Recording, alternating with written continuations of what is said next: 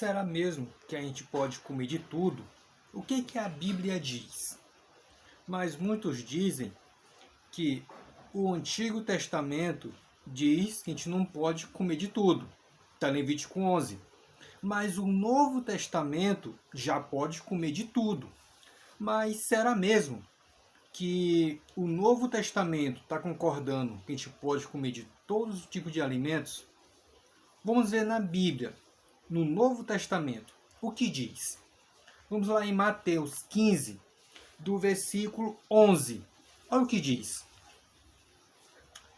E não é o que entra pela boca que contamina o homem, mas o que sai da boca, isso sim, contamina o homem. Aqui é Jesus dizendo, o que contamina o homem não é o que entra pela boca, mas o que sai dela. Então aqui parece que Jesus está concordando que a gente pode comer de tudo. Porque o que eu comer não vai me contaminar, não é verdade? Mas para a gente saber desse texto aqui, o significado dele e o porquê Jesus falou isso, temos que ir por o início, o capítulo 1 de Mateus 15. Vamos ver, olha o que diz. Então vieram de Jerusalém a Jesus alguns fariseus e escribas e perguntaram: por que transgridem os teus discípulos a tradição dos anciões, pois não lavam as mãos quando comem? Ele, porém, lhe respondeu: por que transgrides vós também o mandamento de Deus por causa da vossa tradição?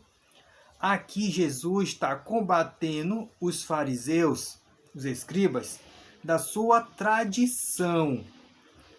E Jesus foi convidado para comer com eles. E eles falaram: os seus discípulos não lavam a mão antes de comer? Eles faziam isso por tradição. Mas eu quero fazer uma pergunta. Na mesa dos fariseus, dos mestres da lei, dos judeus, tinha algum alimento imundo? Não, não tinha. Porque eles respeitavam a lei de Levítico 11. Se eles respeitavam a lei de Levítico 11, então a discussão aqui não é de comida, e sim de outra coisa. Como Jesus mencionou bem aqui, a tradição. Vamos ver aqui no verso 15, o verso 19 e o 20. Olha o que diz. Porque do coração procedem maus desígnios, homicídios, adultérios, prostituição, furto, falsos testemunhos, blasfêmia. São estas as coisas que contaminam o homem, mas o comer sem lavar as mãos não contamina o homem. Aqui Jesus está combatendo os fariseus pela sua tradição e não pela alimentação. Porque tinha uma tradição de lavar as mãos antes de comer. Alguém pode perguntar, mas é o certo, não é? Por causa da higiene. Mas naquele tempo, eles comiam com a mão. Mas Jesus não é contra a higiene. Jesus é contra a tradição. Porque mesmo se tivesse água ou não, eles tinham que fazer o que? O gesto que está lavando as mãos. Por tradição e não por higiene.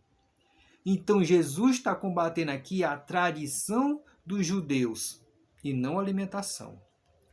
E um outro texto que a gente pode ler também está lá em Atos, capítulo 10. Em Atos, capítulo 10, Pedro tem uma visão de um lençol com vários tipos de animais, quadrúpedes, répteis e outros tipos de animais. E veio uma voz dizendo: Pedro, mata e come. Eu quero ler esse texto com você. Olha o que diz.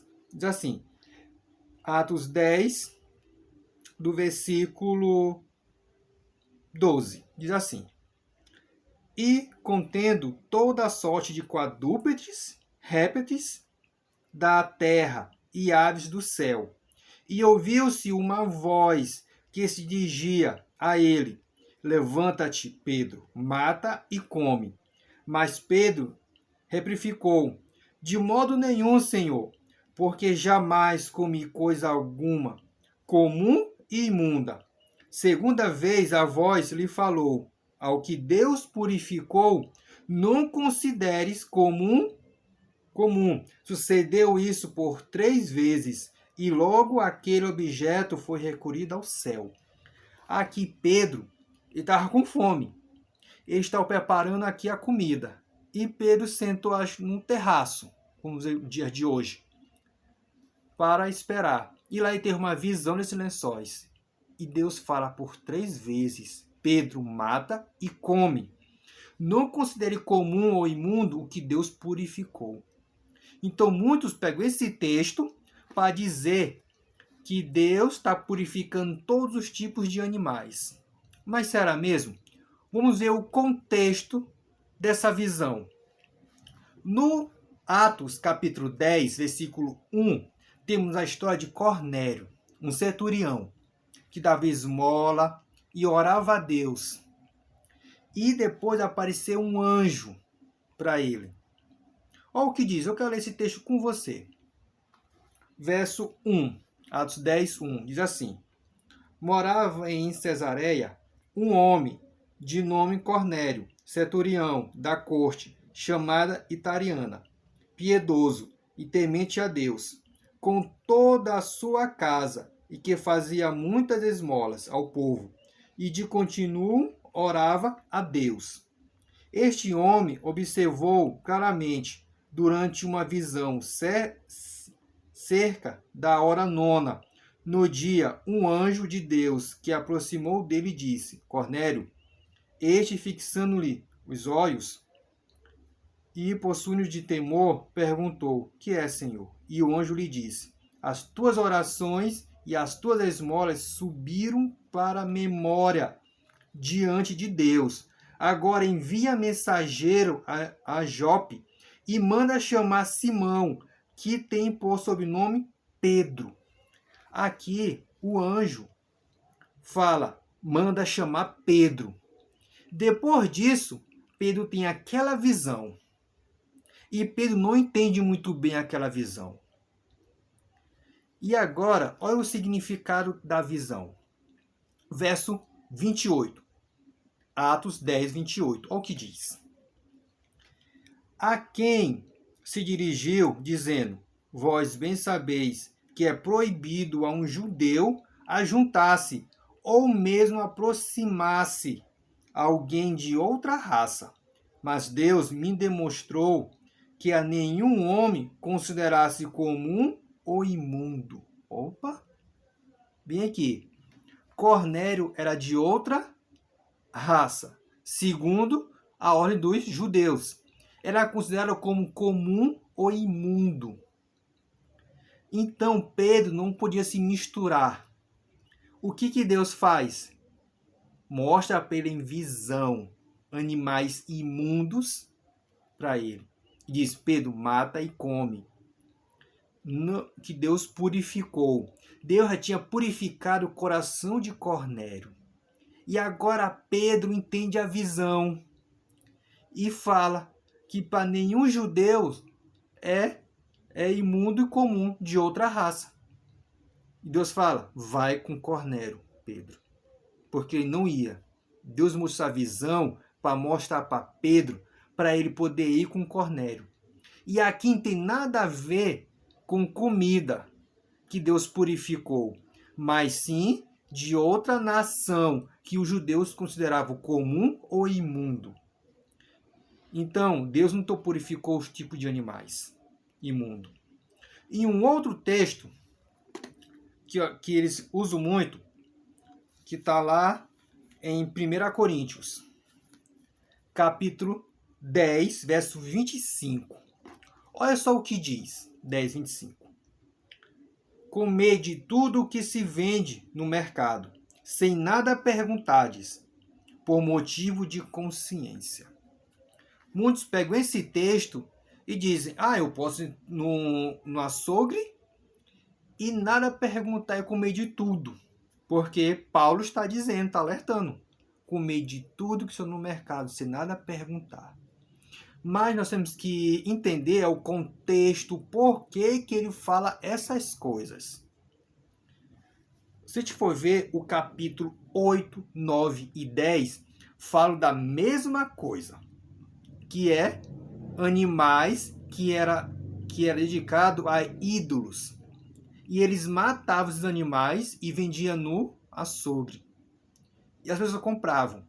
Mas tinha uns que ficavam com receio de comer essas carnes, porque para eles estariam participando daquela idolatria.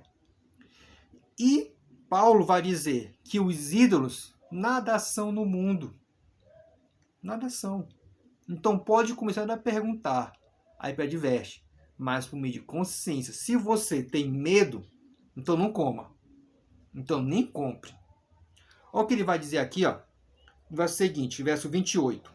Vai dizer assim: porém, se alguém vos disser, isto é coisa sacrificada a ídolo, não comas, por causa daquele que vos divertiu, e por causa da consciência.